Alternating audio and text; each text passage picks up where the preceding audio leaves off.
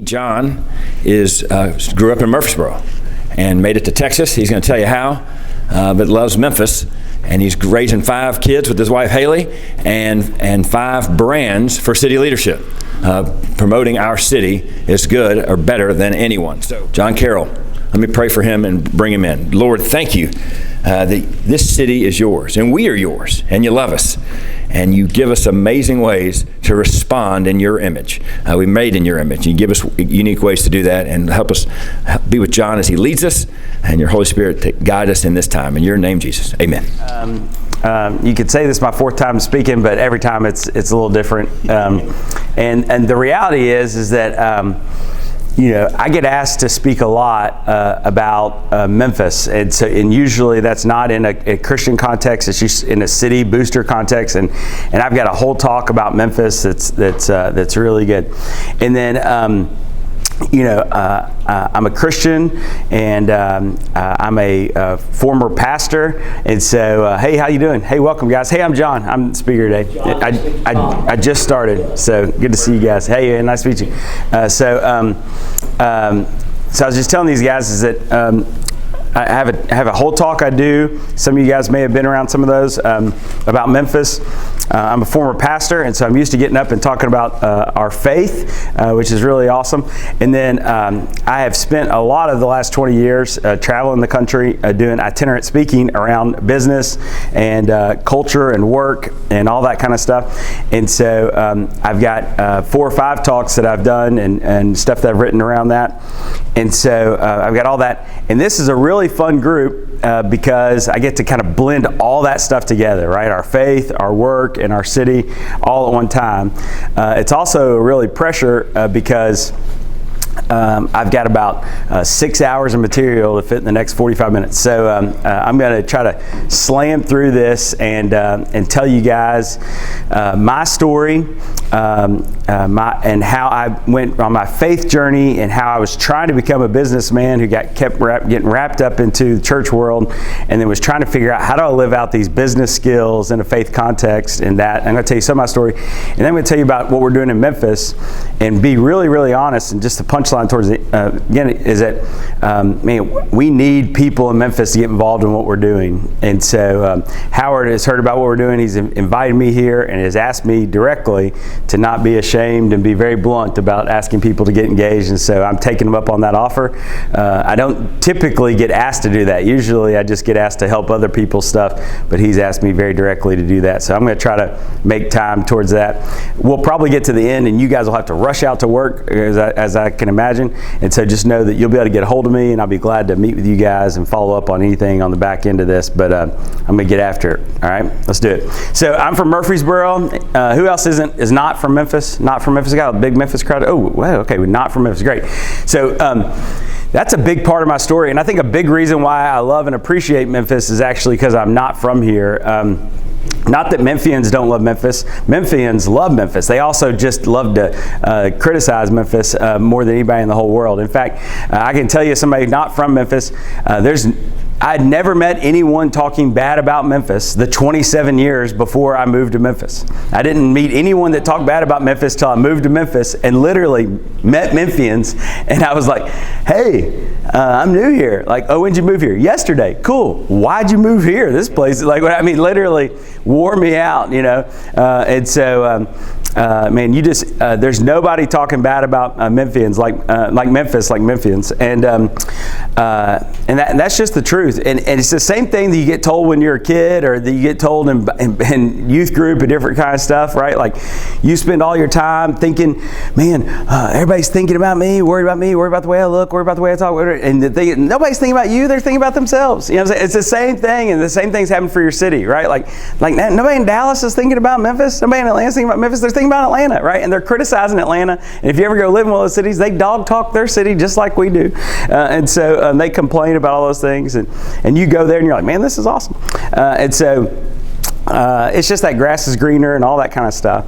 But I grew up in Murfreesboro, and when I was there, it was a small town, 20,000 people. Everybody knew everybody. There was nothing to do. It was completely boring. Nobody wanted to live in Nashville because there was nothing to do in Nashville, and nobody wanted to live any of those other places. You wanted to hang out with your friends, and any city you aspired to was some big city somewhere else, some of that kind of stuff, whatever. And so, but we had this great hometown feel, but we had nothing to do, so we were just always hanging out in the Taco Bell parking lot and just hanging out with our friends, right? Bored as hell. And so went off to college and ended up in Dallas after college. And I was in the Dallas area for about 4 or 5 years. And I don't know if you've ever been to Dallas or lived in a city the size of Dallas, but Dallas has everything. Everything you'd want to do. Every pro sports franchise, some double of some things, right? They have all the Broadway shows, they have all the parks, all the restaurants, all the amenities, all the stuff, all the traffic, everything you want. And so, but man, everywhere you go, you're never alone, but you're always lonely. I can tell you. I mean, you just never see anyone you know anywhere you go, right? Like, it just never happens. And so, and coming from a small town, this hometown feel that I had, and craving for something to do, but then getting someplace and having everything to do, but feeling like you had nobody to actually do that stuff with, right? Like, it's not that you'd go to things by yourself, but you'd get there and it'd be like you and your buddy, or you and a couple of people, and then 20 other thousand people that you had no clue who they were, and you'd never see them again the rest of your life, right? And so it was just really different, and it left you really empty feeling around that stuff, and honestly, it left all that stuff a little less satisfying. And so when I moved to Memphis, I moved here thinking I'd live here for a year, maybe two, but when I got here and started meeting people, and I got here in 2004. FedEx Forum had just opened. There were some great Broadway shows going on at the Orpheum. We were really enjoying Shelby Farms. There were some really cool restaurants we were checking out. And the traffic went from it took 45 minutes to go 8 miles in Dallas. It took 4 to 5 minutes to go 8 miles in Memphis, just a totally different lifestyle. Everything was more affordable. You could actually go to restaurants and pay your whole tab without taking a loan. And so it was so much fun. But everywhere we went, we ended up seeing people we knew. And that was crazy. You just couldn't go a week in Memphis meeting Memphians and then not collide back into them within the next month in some other different realm or whatever. And it took me about 6 months to kind of really process and appreciate some of it, and probably took me about a year to say it for the first time. I was like, man, Memphis has all the big city amenities and a hometown feel. And what's funny is, now being a guy who markets Memphis and talks about Memphis and all this kind of stuff, and studies other cities and goes around the country and talks about city urbanism and recruiting for cities and all that kind of stuff. And I've talked to every chamber and mayor of any city you could possibly want to talk to, right? And the reality is that Memphis is very, very unique. If you take the top 100 cities in the United States, it's really, really hard to find one that has true community and this scale of amenities that we have. I mean, it's less than a handful of cities, and we could talk about that another day. But that just made me really appreciate this place. And so as I had opportunities to leave Memphis, job opportunities or company deals that we were doing or different kinds of things, it seemed like about every 2 years, 06, 08, 2010, 2012, and 2015, I had really big, significant opportunities for people that were trying to get me to move to other places.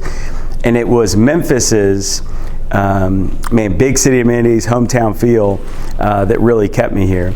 And not just that, it was also the realization that, I came from a hometown where, in my time growing up there, you just didn't know, crime was something crazy. That was like the thing that happened for like a 5-year thing, right? Talking about that kind of stuff. But I was living in Dallas, and it was just like, every day, crazier than, more quantity than here, and all that kind of stuff. It was nuts, right? And so it helped me put into perspective what living in a big city is, and realizing that big cities are complicated. They're complicated for crime, they're complicated for expensive, it's complicated to pave all the roads, it's complicated to educate all the kids, it's complicated to get everybody to talk. this size scale is complicated. Some of you people run big businesses. Big businesses are complicated, right? Like I run a very large nonprofit. I've run a very large business, and in both those things, the stress that comes with that, I can remember back to earlier days and think, man, this used to be simpler, and our pursuit for success created complication. And so big cities are complicated. And so, but put in that perspective is that you're just not going to be able to live in a city this big that's not complicated. And then the reality is that as Christians, then putting that in context is that I'm not trying to live on this side of heaven looking for a utopia, right? Like there's a utopia coming. Like we can put that in context of saying that Christ is coming to bring us a utopia at some point. And in fact, we'll get 1,000-year reign on a utopia earth, the Bible says, or we're just going straight to heaven. One of those two things that happen, both sound great. And so, but the reality is that we don't get utopia on this side of earth. That's, whatever. And in fact, we're supposed to take light to darkness. We're supposed to be looking for problems to fix and those kind of things. And so that's been a part of my faith journey.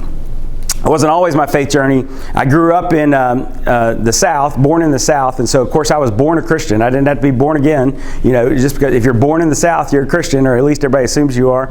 And so, I've been going to church and churches and with people to churches ever since I was born. My parents married at 20, had me at 22, divorced at 24, and that started a crazy journey for me. My mom went on to get married 5 more times, my dad 3 more times, and I lived in 19 homes between birth and 16 before I eventually lived on my own in my own apartment. And that was not a running away or going crazy, or I wasn't like whatever. It was a, hey, I need someplace to be consistent and solid and those kinds of things. And there's a lot of story around that kind of stuff, but the reality is that kind of started my business career. I started working and making money and selling stuff, and when I was 16 I had 31 employees, and so and that just started kind of the entrepreneurial side of who I was. But at the same time I was going to a lot of churches, and now having been a church pastor and a college pastor and that kind of stuff, I realized what was happening, but I thought I was just like the coolest kid in the world that everybody wanted to invite to youth group, and then they wanted me to meet their youth pastor. But now I'm realizing, like, oh, hey, bring a lost person to church. Like, that's what was really happening. And bring that kid you're worried about at school. You know what I'm saying? And so I was getting brought to church, I think, because people were like concerned. And so but what's funny is I never did drugs or drank or any of that kind of stuff in high school or whatever. But man, just had a crazy life, and so got brought to all those things. And as I got exposed to that, you guys have been exposed to these services. Every time you walk into one, right, there's somebody saying, hey, if you don't, right, profess the name of Jesus, believe in Christ, blah, blah, blah, you're going to hell. Man, hell sounds awful. Still sounds awful. Sounded awful then, sounds awful now. Don't want to do that. And so I prayed to receive Christ when I was a teenager 41 times. That's not a joke. Everywhere I went, every religion, every denomination, every whatever, anybody that invited anybody up front to be saved from hell, I thought, let's go do it. And so I have been the front and the prize and the trophy of multiple youth groups and congregations throughout my teen years. I've been sprinkled and dunked and confirmed and multiple times at multiple places. But it was all about, man, I just don't want to be abandoned by God. I just do not want to be abandoned by God. I don't want to do anything wrong, whatever, because man, that sounds awful. And I just want a chance at the good life, right? I just wanted a chance at the good life. Want a chance, and not even on this side of heaven. I was like, man, that eternity thing sounds long, and I'd want to spend it in whatever that heaven thing is. It was really hard to imagine, even hard for us right now to really imagine what heaven's like. But man, hell, lake of fire, that's really clear. I don't want to go there. And so that was my whole relationship. Believe in God really, really, really hard. Try not to sin, and tell everybody that you know that you believe in God, and hopefully when you die, you won't be abandoned by God. That was what I thought faith was, right? And so, and in the midst of that, make money and survive. And so that was my faith journey until I got to go to college, and in my college days, I met a guy named Steve Llewellyn. And Steve Llewellyn was the nicest, coolest guy I'd ever met in my whole life. And I didn't realize it at the time when I met him and started hanging out with him, playing football and going to lunch and coming over to his house. But he was a Campus Crusade guy. And so his job was just to hang out with college students. What a freaking cool job. And thank you for people who support people like him in campus outreach and other stuff, and Navigators and Young Life that do things like that. But he radically changed my life, loved me really well, started walking me through the journey. It wasn't even directly, but walking me from the journey. And over the next 4 or 5 years, I went on a journey in my faith of realizing that I was trying so hard to believe in God and be godly instead of believe in God and become like Jesus. And what I realized over time is that Jesus, his 33 years are about his humanity. His perfection, he didn't have to live for 33 years to be perfect, to die on the cross so that we don't have to go to hell, right? He could have been sacrificed 33 seconds into his life and none of us would have had to go to hell. Like, perfection in 1 second or 100 years is perfection, and his sacrifice would have paid the price for all our sins. But he modeled for us in humanity for 33 years how to live. And the Gospels are not about convincing us that he's perfect. The Gospels are a blueprint of him being the new Adam, of how humans are supposed to live out our lives. And I had no clue of that. But I went on a journey of discovering that and unlocking, really, and releasing myself from the shackles of what everybody had told me is believe in God and be godly. And my pursuit of my faith was being godly, was being perfect, right? Being all-knowing, being all-present, being all-powerful. And anytime that I couldn't be there for somebody or know something or be perfect or whatever, I felt shame and embarrassment, whatever, really about being human. And the reality is God made me human. God made me exactly this way. And he made me this way on purpose. Like, he didn't make a mistake. And so, and he never expects me to be God. He expects me to be in the blueprint of being like Jesus. And so, and in my faith journey, what I found is that we looked at the Bible, looked at Scripture, and looked at those kind of things, and figured out that, man, if Jesus is the blueprint for man, then what is he doing, and what is it like to be like Jesus? And a couple of things we looked at is we just tried to take the gospel. I say we. I led a Bible study with 4 or 5 guys, and this is probably almost 20 years ago, and we just ripped apart the Gospels trying to look for every single thing that Jesus did, and we just tried to put it in a box. Is this something that's done in humanity that I could do, or is this something that's done in God power that I could never do? And the reality is there's only about 3 things that Jesus ever does that I could probably never do, right? Die perfectly on a cross. I could die on a cross, but die as a perfect person on the cross, right?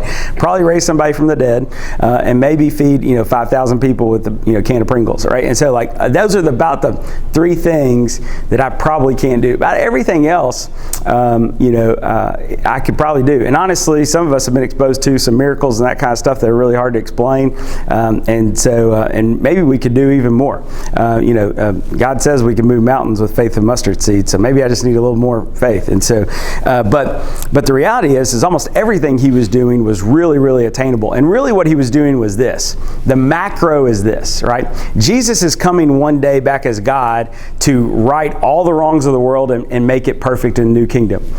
But what we do now, and what he modeled for us, and what the calling is of the Gospels is to identify things in this present world, either proactively or reactively, that are not like they will be in the kingdom that is to come, right?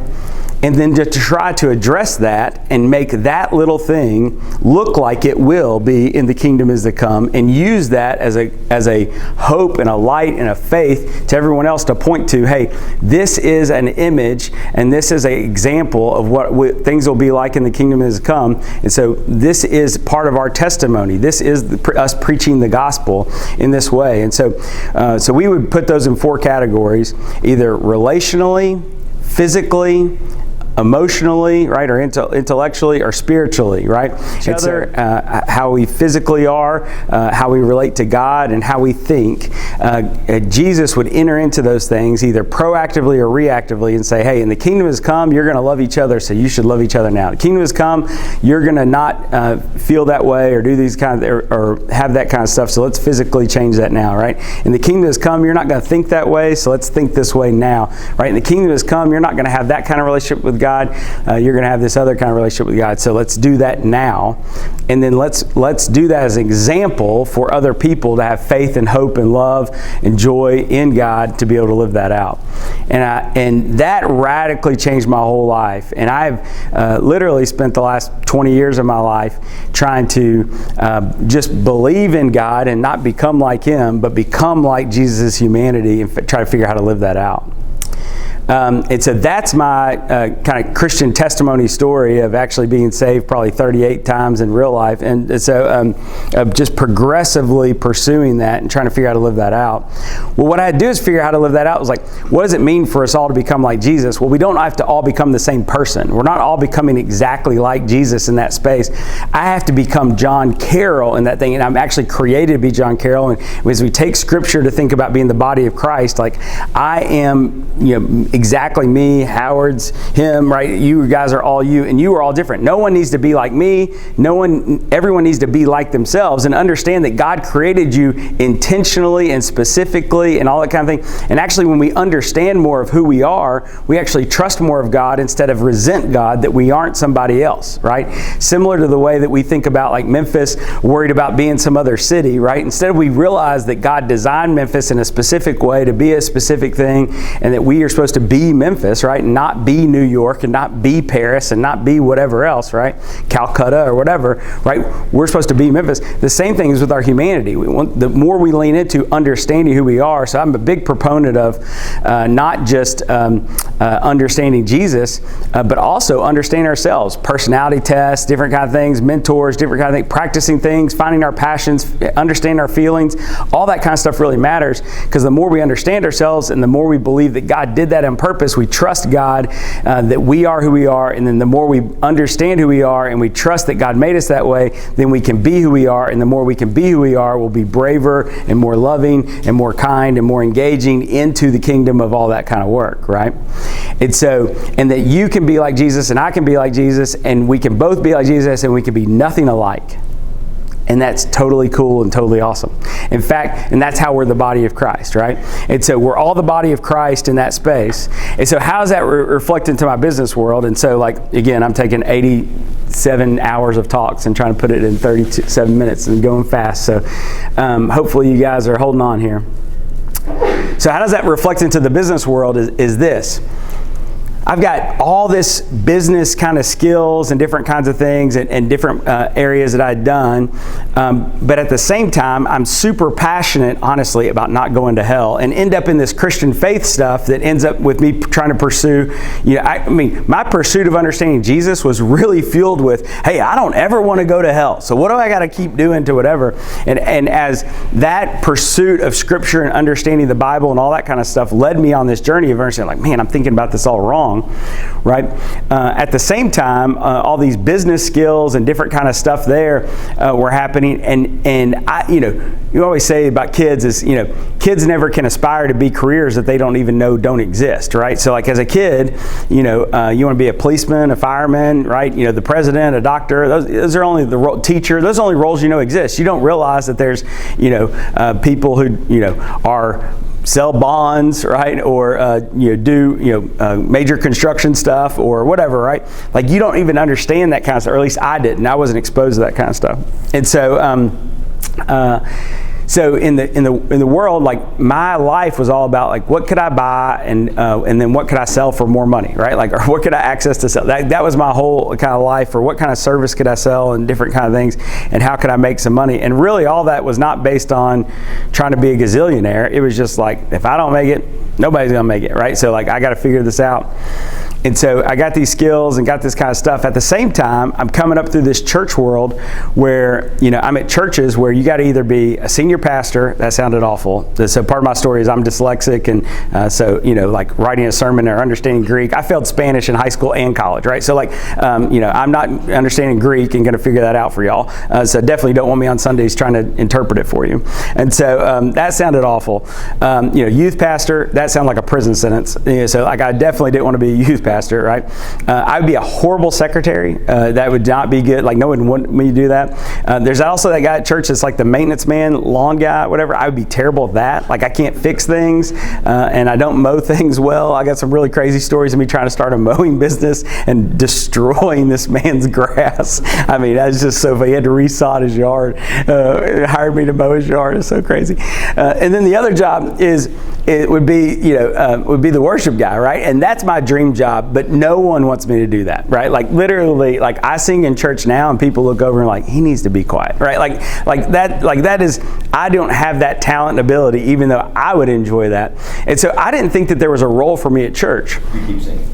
Right? You keep singing? Okay, I'm going to keep singing. So I didn't think there was a role for me at church. So you got to understand, so I'm passionate about faith, I'm passionate about church, I see these kind of things, and you get involved and people are like, hey man, you should be a pastor, you should go to seminary, you should go whatever. I'm like, I'm going to flunk out of seminary, I'm never going to pass that, I don't want to be a pastor, this sounds like a terrible plan. And so, but you're involved in church and people try to get you involved that way. I got these business skills and everybody's like, hey, come work for me, come sell this, come whatever, right? As you come do this kind of stuff. And so you're trying to figure this out. And so I'm trying to do these two sorts of things, and honestly, I was doing both. I was working at a church and starting businesses, and involved in a bunch of different businesses, a bunch of different stuff, and figuring out how to make all this kind of stuff happen. But really, this path towards being a pastor always felt like, David trying to wear the king's armor, right? Like this is not me. Like, this is not me. I don't know how to live and exist this out. And so, and then same thing kind of with the business stuff was, I've got a passion for business, passion for this kind of stuff, but trying to figure out how my faith intersects with this business world. And, the long story short is that for about 10 years out of college, I just did both. I was working at a church and I was working at companies, and I had companies that I got involved in that did terrible, and I had companies that got involved in and we did really, really well, right? Like, all sorts of good stuff, right? I had churches I got involved in that were okay. I got churches where we did really, really well. We had a blast, right? And so had all that kind of success kind of deal. But tying all that into getting to Memphis, I was trying to figure out, well, how does this all wrap into Memphis? And what ended up happening was, once I got to Memphis, I realized that there was a thing called nonprofits. I didn't even know those existed before, all that kind of stuff. But as I was exposed to that, and we were starting a Fellowship Memphis, was a church I was a part of for a time. We decided that instead of starting ministries here, we would get involved with nonprofits and put all our money and dollars and people in those kinds of things. And I got to be over that. And so so I would start meeting with these nonprofits and different kind of things, and we would start helping them figure out different kinds of stuff. And because I had all these exposure to business problem solving skills, I started walking in these nonprofits and being like, man, what we need, there's a software where we can figure this out, and we can train all your people a little easier. We can process all this paper, all this stuff that this lady's doing all week long, we could do automatically on the software. Or y'all don't have a website. Like, we need a website where we can do whatever, and so we can use that and utilize that to whatever. Or we need a video, or you need another building, or we need to take this curriculum that you're doing verbally and codify that and be able to create a training module out of those kind of things. And so I started creating those kinds of stuff, and over time saw this opportunity. I was like, man, what if I became a nonprofit consultant, and what if I could help the good guys do more good? Could I do all that kind of stuff in that world? And at about the same time in 2008, I was exposed to an opportunity where some people were talking about being half-timers. Y'all may have heard this. This is a big thing, obviously, in Memphis, may still be a thing. But they were talking about people go out in the business career, go crush it, and at some point they leverage what they do and sell their business or whatever, and they spend kind of the second half of their career as a nonprofit leader, investing in nonprofit and kingdom stuff or whatever. And so I was getting a lot of people that were like, hey, go crush it for 20 years and then come back into whatever. And this is about 2008, and I thought, man, if I go crush it for 20 years, and I just was like, man, what if I flip it the other way? What if I spend the next 10 years being a nonprofit leader, and then I go to business world? And ended up deciding to do that, and basically all the way back to that Campus Crusade model. That was my first exposure to that, but had a lot of exposure to it over the next 10, 15 years or so. I thought, man, what if I could make myself a missionary to nonprofits, right?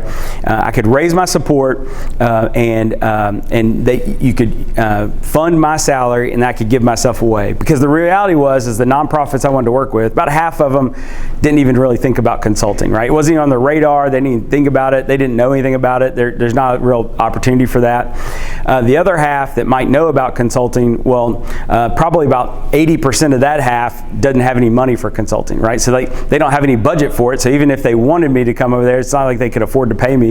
And then the ones that did have money, well, did they have a problem that I even knew how to solve or that I was passionate about solving?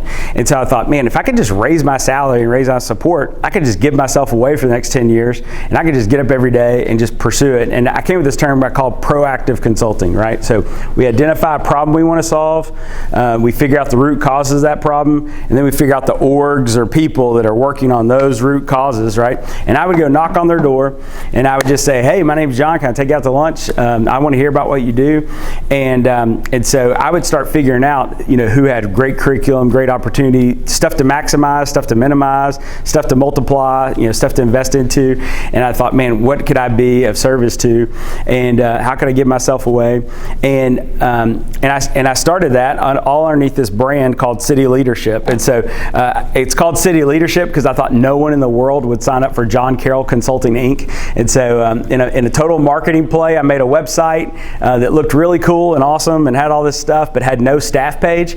And so when the staff page was up, there was no staff page, right? And so you didn't know how many people worked there. It was just me in a room smaller than that kitchen, and I had a bunch of different emails on there that were like, contact at City Leadership, consulting at City Leadership, events at City Leadership, all this stuff. They all went to my inbox, and so people would email, and it's funny how people would send different emails to different stuff, and it's funny, yeah. Oh no, I can't do it. I gotta keep moving, right? So there's a funny Larry Lloyd story about him trying to go to an event that was sold out of ours, and I never didn't know who he was, but he emailed 3 different things asking, saying that he needed to be in this event that was sold out, and I replied back and told him no, and I had no clue who he was or whatever. I met him about a month later, and I was like, oh crap, you should have been there. But that's how I met Larry Lloyd. But man, it's all that to say is that I was just doing that by myself, and we started, I started getting after it.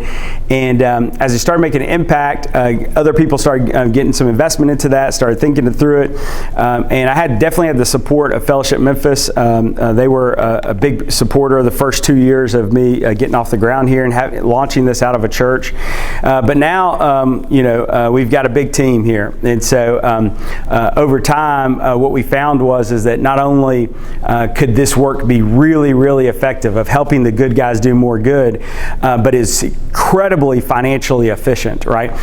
We were saving dozens of orgs. They weren't having to hire web people on their staff. We would just do their websites and maintain them, or video people on their staff. We'd hire video people, maintain them, or recruiting or marketing stuff. We would come up with all their marketing plans and designs, and then help train them on how to implement those kinds of things, right? Or strategy sessions, we would do that, or all the coaching for those kind of things. And our client list grew really, really big. But over time, I got really strategically and have spent the last 6 years really narrowing in really tight. And I'll tell you why here in a minute.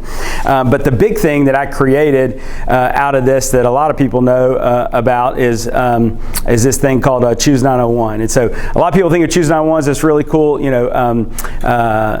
easy for me to say, really cool. Y'all think it's really cool. But Choose 901 is this social media, marketing campaign for Memphis, or that's ran by the city, or all that kind of stuff. But it's not. It's a big Trojan horse to convince college people to move to Memphis and be a part of our city or stay in Memphis and do that. And the reality is that I created it because over time I had some clients that I started meeting with regularly. And in September of 2011, 6 of my client lunches, 5 of them went like this. I always ask this question. I'd sit down with them. I'd be like, hey, what's your current leadership challenge? That's a great question to ask if you're ever in consulting instead of what problem you're working on, because those conversations always go negative. But your current leadership challenge, you got a chance of having like a positive, fun conversation. And so 5 of those 6 conversations were basically this. We have funding to hire college graduates for these 1, 2, 3, or 4-year commitments, but we're not getting enough people either qualified or enough people applying to fulfill that stuff. And so, hey, we've got 65 funded spots. We had 300 applications, 55 were qualified. We offered 50, 45 accepted, 40 showed up. We're missing 25 of them, right? Or we got 20 funded spots. We had 13 applications, 11 accepted, 9 showed up, right? We got 11 open spots. And so, or like downline, right? Like we would take 80 people, but we only had 40 applications and we accepted 36 of them and 32 actually came, right? But there's a lot more bandwidth. And so part of my theory at City Leadership, right, everything rises and falls on leadership, trying to get more college graduates to either stay here or move here, right, be a part of this. And so because 5 of those 6 lunches all happened in 1 month and they all happened, it begged to question what would it look like to create a collective marketing campaign instead of when I met with that first org, it was like, hey, can you help us figure out how to market better? I would have just made a marketing plan for MTR and we would have never had Choose 901 if I wouldn't have had those other lunches. And if they wouldn't have asked for the same thing at the same time, it would have never been created. So, but the reality is what I figured out in studying the decision making of college students at that time, having been a college pastor, having been in college for 5 years, having been a college pastor, having worked on recruiting, that kind of stuff, and worked with humanity, owning a staffing company, and so what I found out and identified is that the reality is we don't have to persuade people to do our stuff. In fact, there's people in college who want to do these programs. They're going to do these programs. It's just whether or not they're going to do them here or not.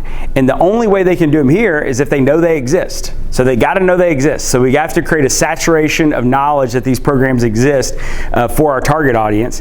And then because they have choice and they could do these types of programs in dozens of places or even dozens of countries, they have to want to do it in Memphis. So when I created Choose 901 and you go on there, you're like, well, you're saying you're recruiting people. Why are you talking about ice cream and parks and music festivals and whatever? That's what people want to live in, a place that offers those things, right? And what's great, people always say is like, man, you've done so much for Memphis. I'm like, I didn't do anything but put a spotlight and a megaphone on what was already here. I didn't create all these things that we talk about on Choose 901. We just talk about what's already happening and we just put all that stuff out there. People all tell me, man, you've created so much stuff. I'm like, I barely created anything. Like we're talking, there's all these great programs that are doing amazing kingdom loving work on poverty for kids throughout our city, right? Let me tell you about them. There's all these great music festivals and restaurants and parks and amenities and places to live and all these kind of things. Well, let me tell you about them. Like that's all we did, right? And so we targeted college students and we also target different kinds of stuff like understanding that 67% of millennials, the most influential voice in their life on deciding what to do after college was their parents. So we targeted their parents as well. So it was really interesting watching all our data and stuff, right? Like we'd have 100,000, 19 to 24-year-olds on our website and 100,000 like 48 to 62-year-olds on our website, right? So and so we'd have about 250,000 people on our website, but we were getting these 2 people and trying to, just get them all excited about Memphis. And our big message is that Memphis is the premier city in the country to invest and enjoy your life. And we lead with invest because, hey, there's things that matter here. So like whether or not you want to teach or do social work or do healthcare or build a company or, start a business, like you can invest yourself here and you can have a blast while you do it, right? Like you can unashamedly enjoy this place. And in fact, that's what I think is actually what Jesus does, right? Like Jesus invests in a community and he enjoys a community, right? Like he takes care of people and goes to weddings. He takes care of people and goes to people's houses for dinner, and like has this kind of, and like he is enjoying this space and part of that community and that relationship and that sort of deal. And so we're unashamedly proud of what this city is and really promote this place as a place to greet. Email newsletter you should be a part of. What we found out was that we needed more teachers in the city. We have this amazing teacher program here. We recruit teachers. We basically market and fill about 1/3 of the teacher openings in our city through our marketing campaign. It's the largest teacher marketing campaign in the country for any single city. Basically, 1/3 of those teachers find their job by themselves. 1/3 come through the school, and we fill the other 1/3.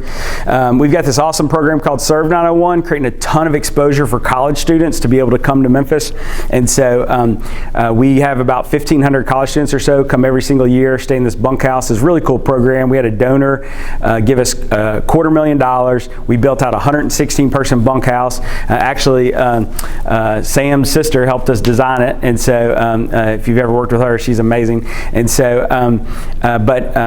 we have this bunkhouse, and then so college students come to Memphis, and they pay us $250 to come volunteer in Memphis for a week, right? And so this actually creates a net revenue. We have about a $2 million budget. This creates about $100,000 in revenue for us, so it lets us hire other people to do other stuff like the teacher program and things like that.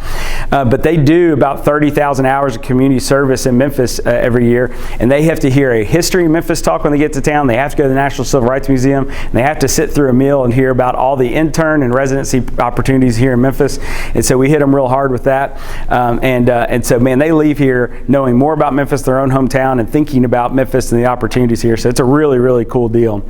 But all that kind of led to this program, and this is what I want to tell you about. This is my big deal.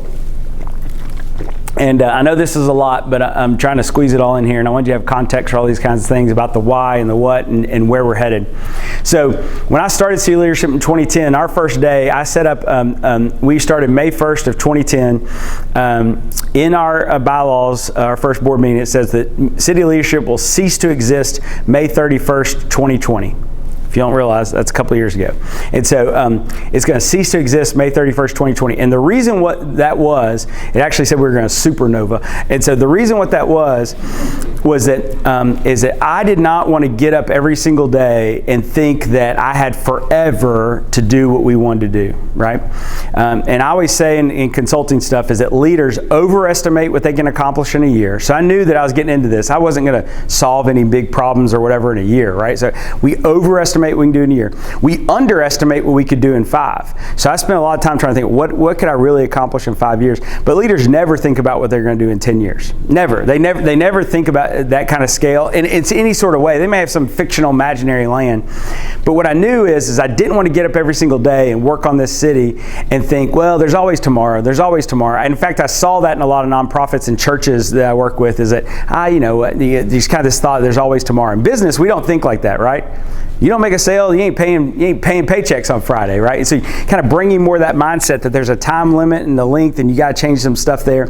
And so we wanted to supernova because I didn't want this to become a retirement plan or something that I felt like I got to raise money for this thing so I can survive and be a part of this. This was like, man, we're on mission, and our mission is that we wanted to get Memphis to believe in itself. We believe that optimism would be really powerful and attractive for the city, and the pessimism that we were in. We did a bunch of studies on that. I don't have time to talk about it, but the reality is that about 2014, 2015, we started working with some schools that we had been doing their websites and helping market their teacher opportunities, and they asked us to come in and say, hey, can you help us make some more specific branding for these schools on how to recruit teachers and recruit students? And if you guys have ever sold anything, how do you sell things, right? Successful clients, you go get their stories, and then you put those stories and try to market those towards your target audience, right? And so I was like, well, let me go meet some of your alumni of your kids that have come through these schools, and let's talk about those success stories, and let's go market in. And you understand these schools are coming from poverty, right? Poverty schools. But the schools are promoting, and it is true, 100% high school graduation, 100% college acceptance, 95, 96, 97% of full tuition, whatever. So I'm like, this is awesome. Let's get these stories, whatever. And when we went out and met with the alumni, what we found found is that they actually weren't succeeding in the next phase of life at any real statistical difference than their peer schools from the same zip codes. They were doing better, but they weren't doing like bananas better, right? You know what I'm saying? Like the peer school might have literally 30% of the kids actually, graduating with being college acceptance, right? Or 60, 70% actually even graduating from high school. But those kids, statistically, were still doing roughly about the same as our kids in the next phase of life. And what we realized as we started looking at that, that was really, as a marketer, I was like, well, crap, what am I going to use to market this stuff, right? But then as a person who cares about Memphis and consultant and not just focus on, that's the difference between hiring some business to come in and help a thing versus hiring us, right? Does that make sense? And so we saw it as like, okay, we still have to market the school, but man, now there's this other problem that we didn't even know existed in this city. And so all this investment, a lot of these kids are getting $250,000 of investment between 4 years old and 18, but it's not paying out. And what we found is here's the reality. In the United States, if you're born in poverty, 16 out of 100 kids born in poverty are out of poverty by the age of 30. 16 out of 100 in the United States. In Memphis, that number is 6. 6 out of 100 kids born in poverty in Memphis are out of poverty by the age of 30 over the last 50 years. We're the second lowest of any of the 50 major cities next to Oakland, which is about 5.5%. Okay, so it's about the bottom of the barrel. The zip codes that our schools are in, it's about 1 to 2%. So 1 to 2 kids out of 100 are actually out of poverty by the age of 30. And the reality is even going to college is crazy. So they measure college in our nation if you get a college degree 6 years after high school graduation. So if you go to a school like Collierville, anywhere in the country, 60% of the kids who graduate from Collierville will have a college degree 6 years out of whatever. So it's not like it's 100%. Not everybody goes to college, whatever. But if you go to a school like Melrose in Orange Mound, it's 22%. Anywhere in the country, it's about 22%. So our schools were about 28%. So it's not like they were having some radical difference impact, right?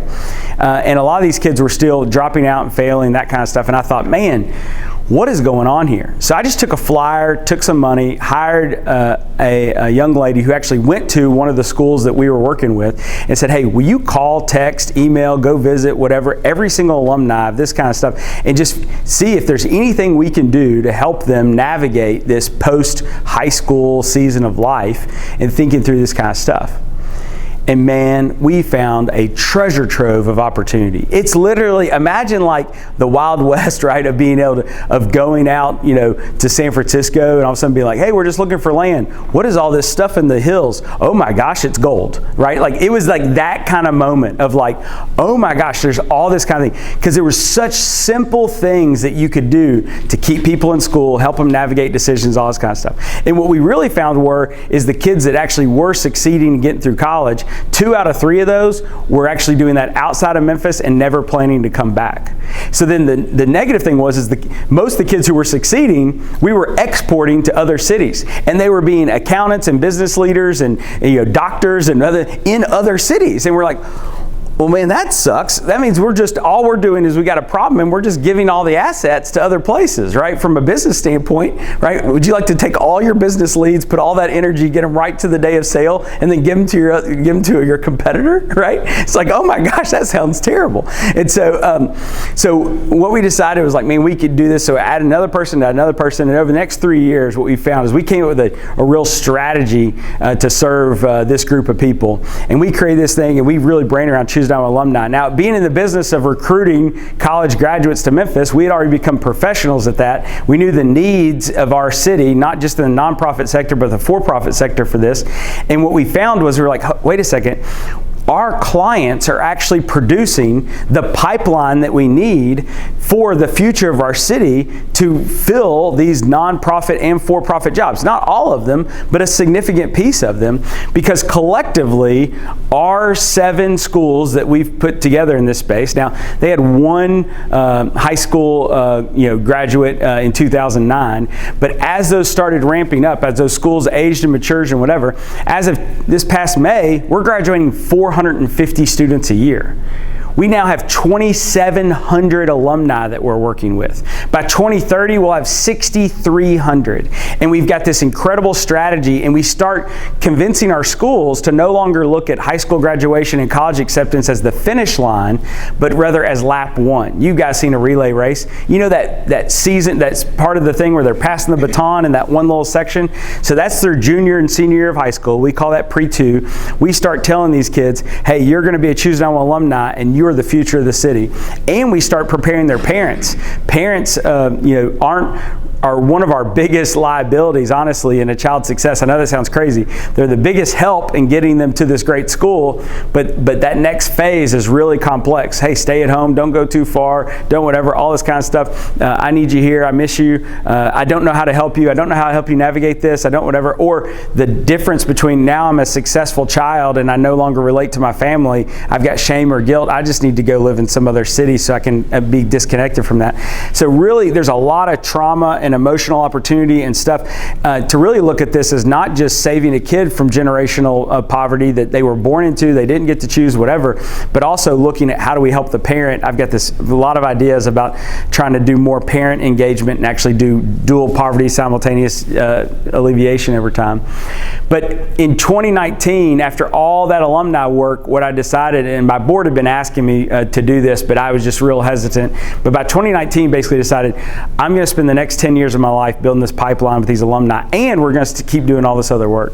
And we've been doing just that. This is like one of the sessions we had with alumni that are in our pre-2 sessions. This is while they're at school at Collegiate.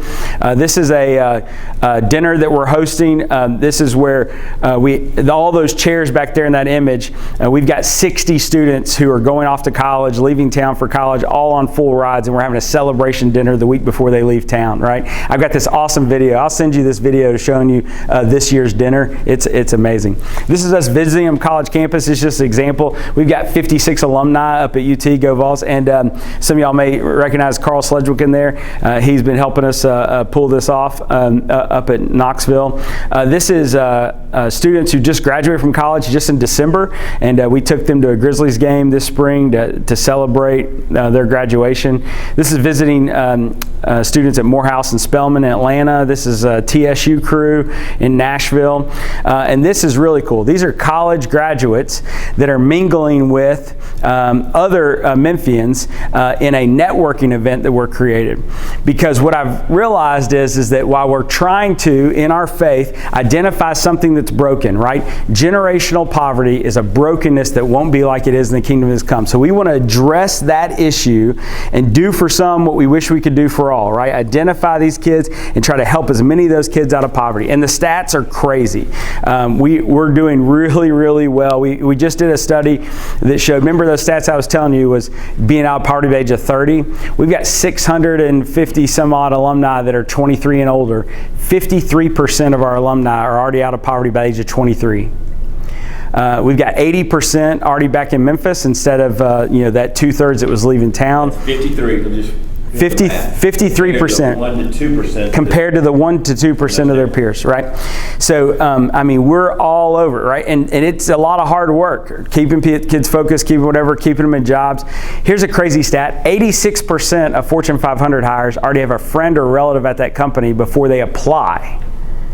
So, right, so like our kids aren't even applying to work at AutoZone or FedEx, or they don't have any friends there, right? So like, how do you get them into that space? How do we get them in the jobs? How do we build this pipeline, that kind of stuff? So we have to be their friend, be their network, convince places, and I tell you, it's not easy to make this a priority from a business standpoint when you've got 100 applications coming in for a job. How do you filter that down to the 8 applications you're gonna look at and the 3 people you're gonna interview? And I'm like, you gotta get one of these people, have gotta be in the interview, right?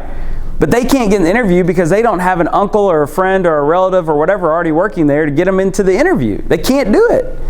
They can't break in. So we were like, why are they going off someplace else, or why are they not whatever, or why are they still slinging boxes at FedEx? Because we can't get them across the thing, right? We help them. So yes, right. So we can hire them, right? So being real strategic about that. And so, but part of this is we've been telling them hey, y'all are going to be 6,000 strong in 2030, and we're trying to, again, this is kind of lap 2, we're trying to hand you the baton of Memphis. We don't want you to go to somewhere else. We don't want you, and not only do not want you to go somewhere else, we don't want you to just be successful here and sit at home and watch an 85-inch TV and do nothing in the city and not get engaged. We need you to be fully engaged in the city. So they're going to be 6,000 strong, and so I'm telling them, hey, this is your city, be a part of it, but it's not your city alone. We're going to spend this decade not only helping you, but I'm going to go out and recruit 6,000 plus families to be a part of this thing we call Give 901. And this is what we call harvesting the optimism. With Choose 901, we've created all this optimism in the city, but we are harvesting the optimism that people believe in this city and be a part of it. Hey, sorry, West, I'll catch up with you if you want to hear more about it. But no, I get it. I'm sorry, I went too long. But but we're going to harvest the optimism and get people engaged in this thing and get people saying like, hey, I want to be a part of this pipeline. Nobody in the city is rich enough to pay for this whole thing. Nobody in the city is smart enough to figure out this whole thing or has enough time to mentor all these people or whatever. But what we want is we want everybody to be a part of it and everybody to be a part of this thing that's coming, right? These alumni are coming, whether you like it or not. It's going to happen. But what we want to happen is we want the faith community to come around and be a part of it, right? Like, how can you hire them? How could you mentor? How could you support? How could you be whatever? And it's really simple. We ask for 1 hour of pay and 1 hour of time each month, and then we send an email every week telling the stories, whatever, and we give your corporation or you individually opportunity to mentor, serve, volunteer, and we create networking events like that exchange. We have happy hours at our office where we get people to meet each other, create context. We create our own private LinkedIn called the Choose 901 Talent Studio. It's right now got 570 alumni in there that you can, as a business, go look for and go, hey, is there somebody I could hire in here? Is there somebody I could mentor, somebody be a part of? And so we're creating that. And my hope is, and my dream is about 2030 that we've got 6,000 families that understand the pipeline, believe in it, are network connected and part of it, and 6,000 alumni and their families, right? Imagine they're getting married, having kids, all this kind of stuff as well, right? And that those aren't two individual silos that aren't connected, but just like everything else in our work, we've tried to get people to work together. We're going to spend this next 8 years integrating those relationships and friendships where those groups trust each other, kind of your trust stuff. We always say trust equals efficiency, to be able to serve and love this city, whatever. And so we tell them choosing 901 is this, right? Is believing that Memphis is worth investing and enjoying your life here. That you should love your neighbor as you love yourself, and that you should identify broken things and try to fix them, and you should have a blast while you do it, right? And then we've got to integrate those two groups together, and so that's our hope, that's our dream, and we'd love for you guys to be a part of it. We need people to be a part of it, and so thank you for giving me the opportunity to explain my story, my faith journey, and why I'm choosing 901. So we can help network. Yes. We can give an hour. Yep. And we can serve now. Yep. That's getting started. Yep, that's the easy way. And we've got a whole crew ready to respond and help and do whatever. So I'm really easy to get a hold of. And most of you probably either already have my number or social media or whatever, but we're available, ready to get after it. So.